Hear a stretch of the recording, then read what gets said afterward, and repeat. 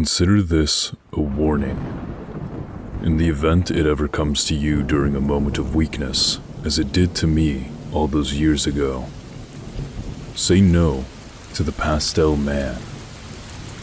It doesn't matter how much you love the person that it promises to help. Nothing is worth what it wants in return. I tell you this in hopes that you don't make the same mistake I did that cold winter night, kneeling beside my father's writhing body on the living room floor. It was 1997 when I first encountered the creature, and ever since, not a day has gone by where its awful face hasn't haunted my thoughts. I was a teenager then, but I look at that evening as the night my childhood died, corrupted and violated by a callous hellbeast with a pale blue skin. Even though it happened years ago, I still remember the events of that fateful first encounter vividly. I could tell you what my father and I were wearing, the toppings on the pizza we were eating, even the score of the football game playing on the TV. It was around halftime when my father's speech started to become slurred.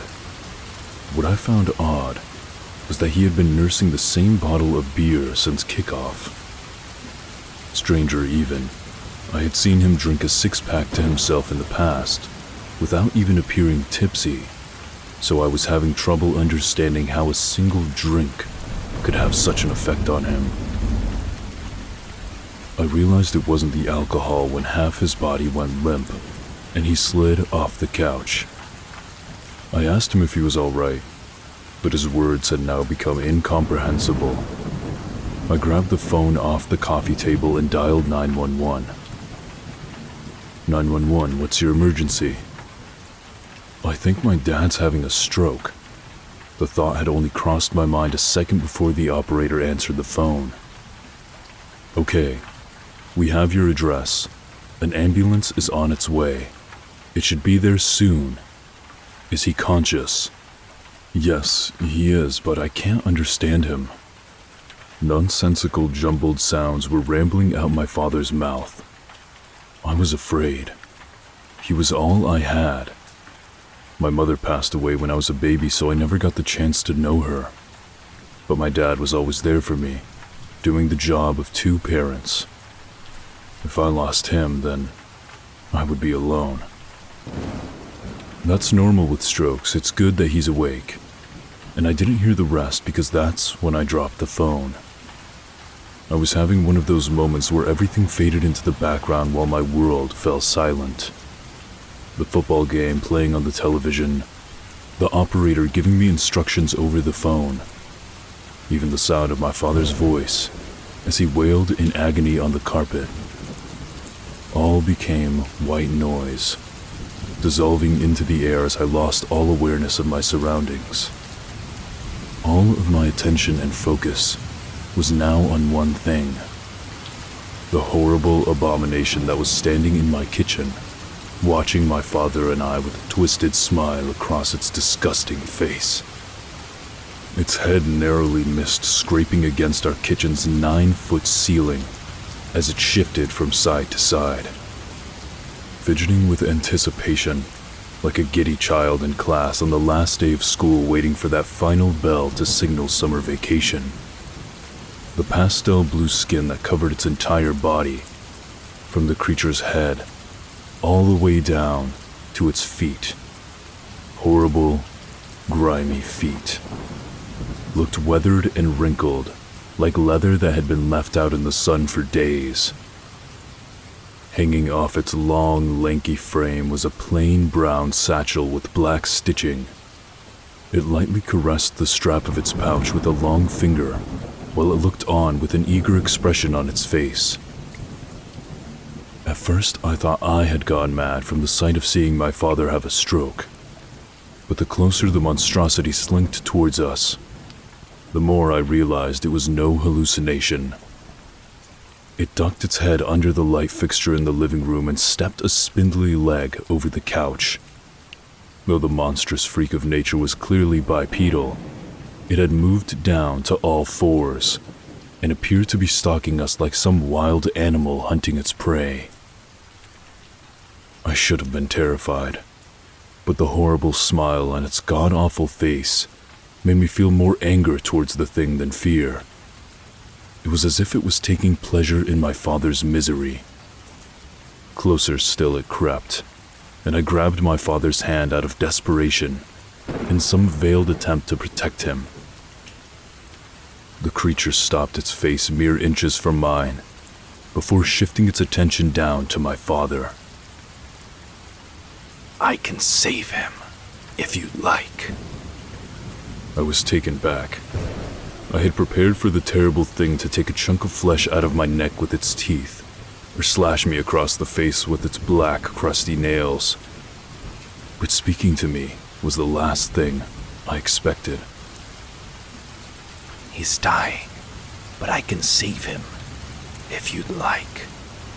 I sat there, mouth agape, cradling my father's head in my arm and staring into the two pink bulbous eyes that took up more than a third of the foul thing's face.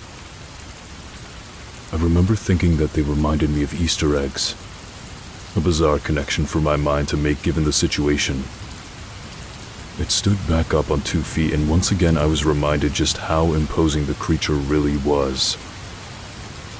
It told me its name, which I dare not repeat because it also explained that speaking it is the best way to summon the beast. For the remainder of my story, I will refer to this entity as the Pastel Man. Just a name I came up with due to the pigment of its skin and the light shade of pink that was the color of its eyes. That, and for some reason giving the creature a silly name, always helped to make me feel less afraid of it. Not much less, though. Finally, my mind had recovered enough from shock to allow me to stutter out a few words. What do you mean you could save him? What I do is make deals, young man. Its voice was surprisingly angelic, like 1,000 choirs all singing in unison. If one were to close their eyes while the creature spoke, they might imagine they were listening to a seraph, not the hideous monster that was sporting a depraved grin in my living room. However, its extraordinary voice only managed to make me feel more uneasy. It wasn't right that something so beautiful would belong to such a repulsive creature. The Pastel Man gestured to its satchel. I have the ability to save your father's life, but you have to agree to a deal with me. What kind of deal? Everything happens for a reason, even death. Its mischievous smile widened just a bit as if the creature was getting to the punchline of a joke. It's true that I can save your father's life, but someone must die in his place. One shall die, so another may live. That's the deal. I clutched my chest. Not you. What would be the point? No, I'm giving you the option to choose the person who will be replacing your father this evening. I was stunned by what I was hearing. Are you deaf? The Pastel Man threw its head back and let out a terrible howl. It was only later that I would come to realize that was how the wretched thing laughed. No, I'm certainly not the Grim Reaper, although you aren't the first person to ask me that. I'm not the devil either, nor do I work for him. Let's just say I'm an independent contractor, shall we? Two tiny holes that lied on the center of its face in the absence of a nose flared in satisfaction of its explanation. I can choose anyone. Well, not anyone. That wouldn't be very fun, would it? I could see a row of shark-like teeth hiding in its mouth as it separated its lips to speak. Your father's replacement must be someone else in your life. I'm not a murderer. My voice was tiny, it barely escaped my mouth. I looked back down to my father. He had lost consciousness and his skin was becoming pale. And I don't think I could kill anyone I know. You don't have to murder anyone, young man. The sly creature was moving into its final pitch. All you have to do is tell me who it is you want dead, and I will do the rest. Surely there must be someone you wouldn't mind out of your life. A teacher, an ex-girlfriend, a rival at school perhaps. There was. I had fantasized about it many times, but never in my wildest dreams would I have ever acted on it. Everyone has that person in their life who is toxic. Someone who makes getting up in the morning more difficult, and I was certainly no exception. Walter Flanagan. I muttered under my breath. Who? Walter Flanagan. He's the guy at school who gave me this. I lifted my shirt and showed it the handprint-shaped bruise on my chest that Walter had given me during one of his infamous hazing sessions in the locker room earlier that week. He's been shoving me into lockers and beating me up since I was a freshman. The faculty doesn't do anything since he's the best football player in the history of our school. He's a 5-star recruit going to a huge college next year. ESPN even did a piece on him. The Pastel Man began to snicker to itself. It somehow widened its already enormous pink eyes even more, then crouched back down to get face to face with me again. What fun is being a king without serfs to torment, eh? Well, I'm tired of being tormented, so just go and kill him before I change my mind. The Pastel Man shot a massive hand out and wrapped its long fingers around my face. The grin that it was wearing since I first laid eyes on it had now been replaced by a scowl. You do not tell me what to do. Are we clear? I nodded sheepishly. The grip it had on my face was so tight. I understood then and there that if it wanted to, the creature could easily snap my neck or crush my skull like an egg. Good. Because it's not so simple, young man. There are steps that must be taken. Steps? Yes. A playful smirk once again returned to the Pastel Man's face. You will have to be present when this Walter Flanagan dies. In fact, I need you to summon me or else I can't complete my end of the bargain. Get the boy alone and speak my name. You must watch him die by sunrise or else you will be violating the terms of our agreement. So do we have a deal? I nodded again and the monster released its hold of my face before snatching my hand. Its giant paws swallowed my palm as we shook to cement the deal. Excellent. With this handshake, our deal is binding, young man. I watched curiously as the Pastel Man reached into its satchel and fumbled around until it found what it was looking for. In between its repugnant fingers, it held a strange-looking insect about the size of a quarter. The bug buzzed its wings in an attempt to flutter away, but could not escape the Pastel Man's grasp. With its other hand, it pushed down on my father's jaw in order to open his mouth. What are you doing? I asked, but the Pastel Man didn't answer. It then violently stuffed the insect in my father's mouth, jamming it down his esophagus with its filthy fingers. The Pastel Man rose once more to its feet. There, the deed is done. Your father will recover in full. Now it's your turn. Remember, the boy dies by sunrise or the deal is off. It turned its back to me and began to slither away. What if I change my mind? I asked. The creature stopped, almost mid-stride, and twisted around. Again, its smile had been supplanted by an awful sneer. I felt even less safe than when it was holding my face in a vice grip earlier. Your father's health has already been restored, so someone must replace him. One must die so another shall live. That was the deal. If you fail to complete your end of the bargain, then that someone will be you. Believe me when I say this, young man. I don't need to be summoned once our deal has been broken. I will come for you. That is a promise. And when I do, you're going to wish you never crossed me. With that, it continued out the kitchen and got through the back door. I chased after it, but by the time I got outside into the backyard, the thing had disappeared. It was then that I spotted the lights of the ambulance as it pulled up across the street from my house. I flagged down the EMTs and led them to my father. It wasn't difficult to find Walter.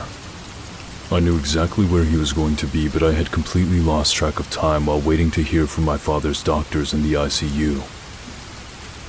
I had to hurry to Eddie Gillen's house. Eddie's parents were out of town, and he had been talking all week at school about the rager he planned on throwing. There were two things I knew about Walter. One, Eddie was his best friend. Two, he never missed a party. It was somewhere around 3:30 a.m. when I pulled my car up to Eddie's. I parked a little ways down the street so I wouldn't be spotted.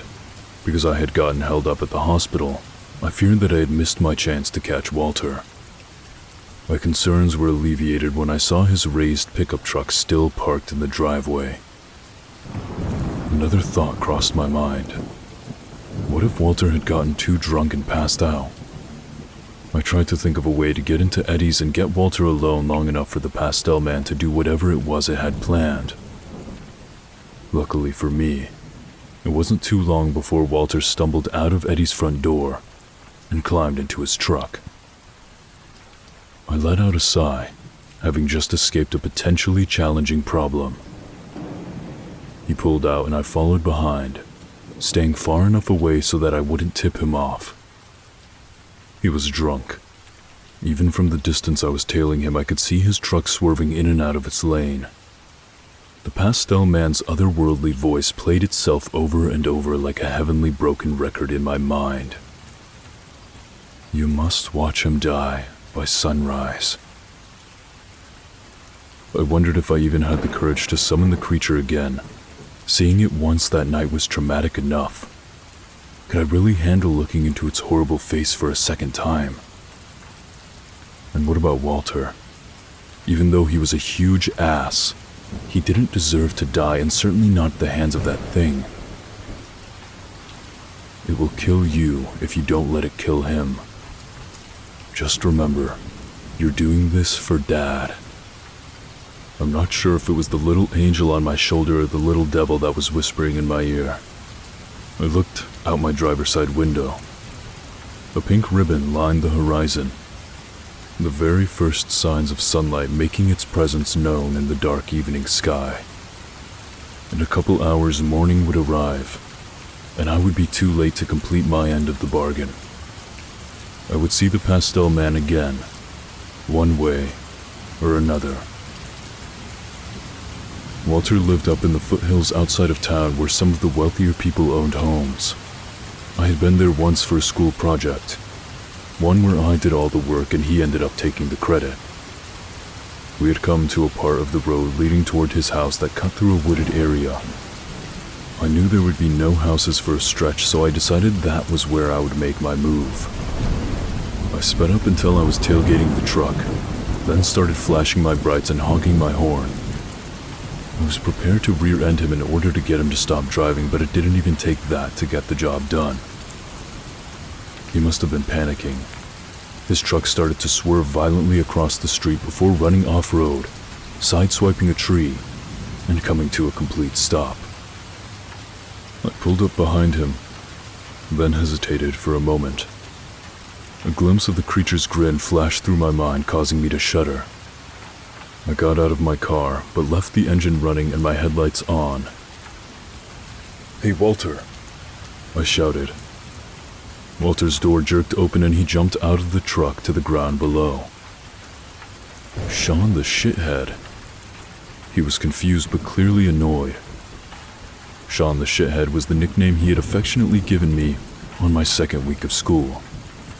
Within a month, he had my entire class calling me it. You think that was funny? I'm gonna F you up, you little bitch. He stormed towards me with both fists clenched. Again, doubts crossed my mind about whether or not I could pull the trigger. Guilt began to pump through my veins. Walter's life was about to end, and it was going to be because of me. Memories darted through my consciousness. All the after-school beatings I took at the hands of Walter, the Pastel Man's wicked smile, the look on my father's face as he kicked and screamed on the living room floor. Finally, those words, spoken through that unnervingly angelic voice of that terrible monster. One must die, so another shall live. Walter was moving closer. It was now or never. I had to choose whether or not I would summon the beast before the decision was out of my hands. I shouted the Pastel Man's real name out in a burst of emotion aimed directly at the star football player. Walter paused for a moment, looking at me in confusion, then recollected himself and proceeded towards me again. The Pastel Man was nowhere to be seen. For the second time that evening, I wondered if I had gone insane. Could everything that had happened to me that night been in my head? What was real? Was my father even sick? Again, I repeated the thing's name in an effort to summon it, but this time it did nothing to hinder Walter's pursuit of me. He violently shoved me against the hood of my car, grabbed hold of my shirt collar and spun me around. Walter raised his fist to hit me. I winced and put my hands up in order to prepare for impact. But he never struck me. It was only when I opened my eyes that I realized I wasn't crazy. Walter's face was white. His mouth hung open just as mine had when I first caught sight of the Pastel Man earlier that evening. I turned my head to see the unmistakable, long, lanky body slink out of the shadows and in front of my car's headlights. Its face still wore that warped smile, and I knew just beyond those thin lips was a mouth full of tiny daggers, capable of tearing muscle from bone. Neither Walter nor I said a word. I think I might have been almost as terrified as him. My stomach began to feel sick as the Pastel Man stalked ever closer. I didn't look at Walter's face. How could I? The boy was about to die at the hands of this horrible monster, and it was my fault. I didn't have to summon it. I didn't have to shake its hand. I'm sorry. I truly was, and I still am. I hadn't taken my eyes off the Pastel Man, but I think it had more to do with not being able to look Walter in the face than fear for my life. Walter said nothing. My car's headlights fell on the creature's face, and now we could both see it clearly. The Pastel Man's large pink eyes seemed to glow bright in the light of the headlamps. Walter let go of me and made a break for his truck, but the hellbeast pounced on him with a surprising amount of speed and agility that I had not yet seen it demonstrate. His screams were met with only apathy from the creature as it dug those filthy black fingernails into Walter's abdomen. I tried to look away, but the Pastel Man made sure I remembered our agreement. You must watch, young man. Don't forget we had a deal. I forced myself to look back at the massacre. The creature's smile had mutated from mischievous to depraved. It looked as if it was deriving some sort of sick sexual pleasure out of the torture it was putting Walter through. Deeper still, it burrowed its long bony fingers into Walter's stomach. With a jerk, the heinous thing yanked out a handful of his intestines and dragged them across the ground as it approached me, flaring those holes on its face that filled in for a nose, and clearly pleased with its handiwork. It's over then. I'm not sure if I was asking or begging the creature as the two of us faced each other in the empty street that night. The Pastel Man threw his head back and once again let out that revolting howl. Over? We're just getting started. It headed back over towards Walter, who at this point was crawling along the ground, still trying to get to his truck, while his innards trailed behind him. The Pastel Man cut him off and snatched him off the asphalt, easily lifting him by the head with one hand. It toyed with him for a bit, forcing Walter to look into its hideous face. With its free hand, the creature reached into its satchel and pulled out a much bigger insect this time. It was different than the one my father had unknowingly ingested, both in size and in appearance. If the bug that the creature jammed down my father's mouth was the size of a quarter, then this one must have been as large as a golf ball. It was slimy. The mucus-like membrane that encased its body glistened in my car's headlights. The Pastel Man dangled the nasty bug in front of Walter's face for a few seconds. "Now be a good boy and open your mouth." Walter screamed. That gave the blue beast the opening it needed. It thrust the slimy insect in his mouth and past his tonsils with its filthy fingers. I watched on as Walter gagged, presumably on the oversized maggot as it made its way down his throat. Soon he began to turn blue. I could tell he was choking to death, and even though I wanted to save him, there was nothing I could do. A minute later, and the Pastel Man dropped his lifeless body to the ground. It examined the carnage for a moment, pondering over it as if it was a masterpiece at an art gallery. Then the demon turned away, retreating back towards the shadows, and disappeared into the night without saying a word. I stood there in the road, looking at the scene and still feeling sick to my stomach from what I just witnessed. I don't know what I expected after the deed was done. There was no explosion, no brilliant light show where I would watch Walter's soul either drag down to hell or ascend upwards towards the heavens. Just a dead boy in the road. A dead boy and his murderer. The Pastel Man was the gun, but I pulled the trigger. In a way, there were two dead boys in the road that evening. I knew that I didn't have time to dawdle. At any moment, a car could have come driving down the street and find me standing in the middle of that massacre. I sprinted back to my car and sped down the street towards town. The coroner attributed Walter's death to a drinking and driving accident, although there was understandably a lot of suspicion regarding the odd circumstances surrounding his demise. The autopsy revealed no evidence of the slimy bug that the Pastel Man had placed in Walter's throat. The town was devastated. I remember a candlelight vigil was held in his honor. A couple of big news outlets covered his death because of Walter's status as an elite college football recruit. My father made a full recovery, and just a couple of days after his stroke, was released from the hospital. I would go on to graduate high school and meet the love of my life the very first semester at my university. Her name was Diana. She was the most beautiful girl I'd ever seen. We married shortly after college, settled down, and had a wonderful boy named Matthew. However, I never forgot the hand I played in Walter's death. I've carried that guilt with me since the events of that night. No matter how much I wanted to, I couldn't forget. The Pastel Man wouldn't let me. It must have seen me as an easy patsy, because the creature has come to me again and again every time a loved one has been on the brink of death, offering me the same deal I accepted that first shameful night. Though the creature had been persistent in its pursuit of bloody lust, the image of Walter's gruesome death never left my mind, and gave me the strength to say no to its propositions. Even years later, on the eve of my father's passing, I was able to refuse its proposal when the Pastel Man visited me in his hospital room. I've been cursed to have my soul tested till the day that I die by the Pastel Man, a test that for years I was able to persevere through, until one evening where my life began crumbling down, and once more the creature took advantage of me in a moment of weakness. Diana and Matthew were on their way back from the airport after visiting my in-laws.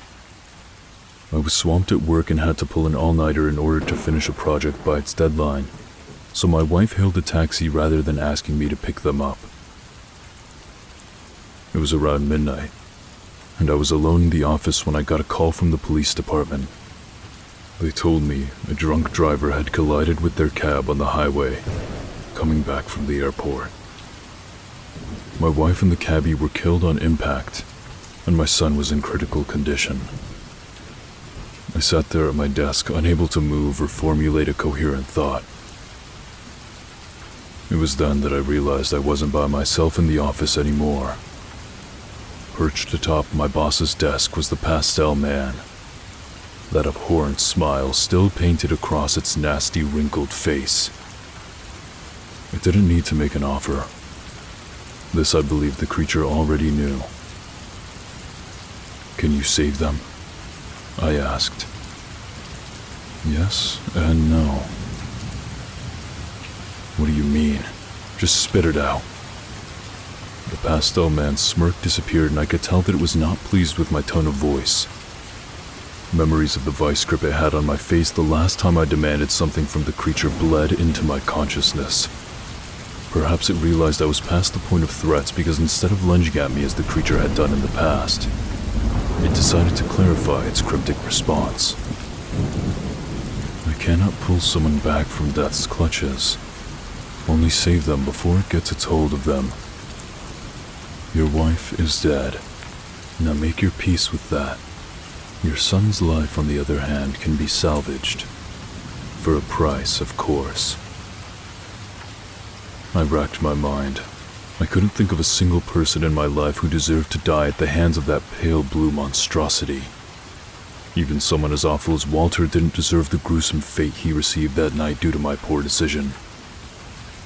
But my son was all I had now, and he didn't deserve to die either. Not because someone else had made a poor decision that evening and got behind the wheel of a car they were too intoxicated to drive. The Pastel Man's glorious voice filled the room again. I seemed to be hearing it from all directions. "The drunk driver that crashed into your family's cab is still alive, and in the very same hospital as your son. Why not him?" For the first time that evening, I looked into the large pink eyes of the creature. "You said it has to be someone I know." "Semantics. It just needs to be someone who directly impacted your life. The moment he drove his car into your wife and son's taxi, he became a candidate." The Pastel Man flared the tiny holes on its face with glee, the way it always did when it was content with itself. "Fine. Let's do it," I said. I shook its giant hand to make the arrangement official. And with that, the Pastel Man gave me the instructions to complete our deal. When I met with the doctors at the hospital, they updated me on the condition of my son. "We've done all that we can, but he's a fighter." The doctors feigned optimism, but I could see in their eyes that they didn't expect him to make it through the night. They led me to his room and gave me some time alone with him. The Pastel Man was already there when I entered, smiling down on his broken body. Quickly, I shut the door behind me and nodded to the creature. It reached a gangly arm into its satchel and pulled out the same type of strange-looking insect it had shoved down my father's throat. I opened Matthew's mouth, and with 2 grubby fingers, the creature crammed the bug deep into his oral cavity. "He will make a full recovery. Now it's your turn." The Pastel Man waltzed behind the hospital curtain in my son's room. I knew we didn't have to check to see if it had disappeared. If it were to make another appearance at the hospital that evening, then it would be because I spoke its name. When I agreed to the bargain at my office, the Pastel Man had told me what room the driver was being kept in. His injuries were far less severe than Matthew's, so he was in a different wing of the facility. I could feel my heart pounding as I made my way towards his room. With each step, the beating in my chest grew louder. Already that same feeling of guilt I had felt while I looked down at Walter's corpse lying in the middle of the road washed over me. I was about to take another person's life. Who was I to decide whether someone deserved to live or die? I felt just as ugly and horrible as the Pastel Man looked.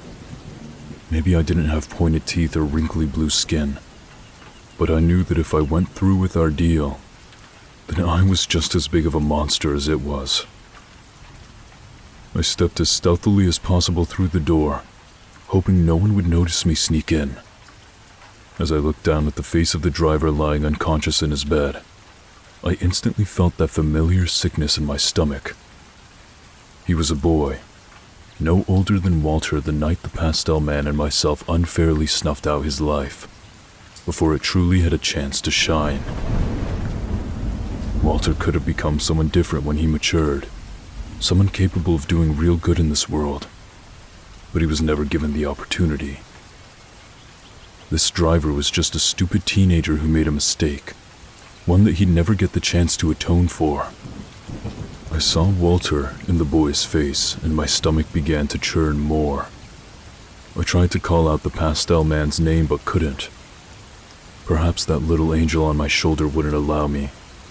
I would not be responsible for the death of another boy. Not this time. I refused to pull that trigger. I walked out of his room and didn't look back.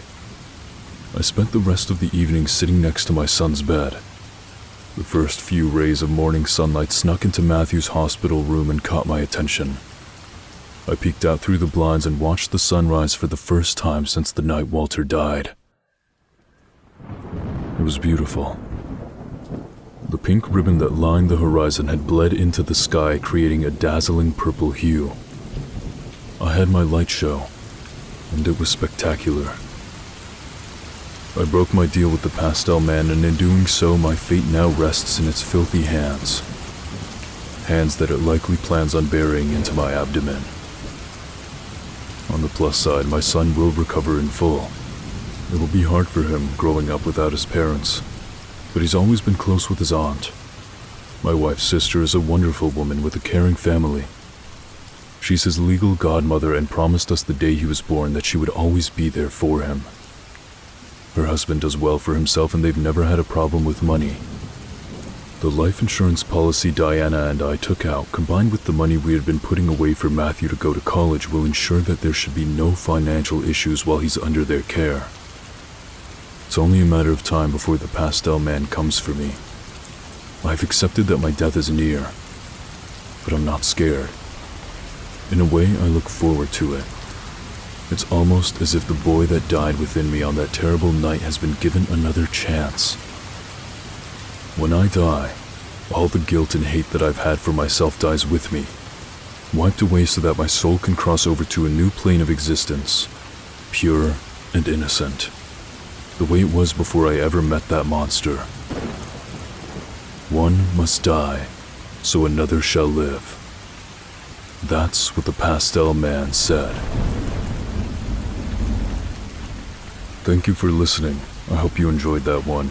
That was The Pastel Man by Vincent Vena Cava. It was a very entertaining and engaging story. I enjoyed the way the monster was described in appearance. I felt like I was able to visualize the whole thing as if it were a movie playing in my head. But let's talk about that ending, because that's not the ending that we usually see. I feel like twist endings have become so common that they're just expected now. So when a story ends like this, where it just is exactly as it says, whenever there's no hidden thing, I'm assuming that there's no hidden thing in this ending, it can be very refreshing. I think it's nice that the protagonist didn't become some evil person or whatever, or that the Pastel Man didn't kill the son anyway or something. It was also a very calming ending in a way. Just imagining the protagonist staring out onto the sunset, knowing that they're going to die and accepting that. It's very peaceful. The only critique I could have is that it felt a little drawn out at some point. I'm not like a huge fan of slow burns, and I don't think that this one was intentionally trying to be one. Maybe it was, but if it was, then it didn't really feel like a slow burn either. It was kind of like in between,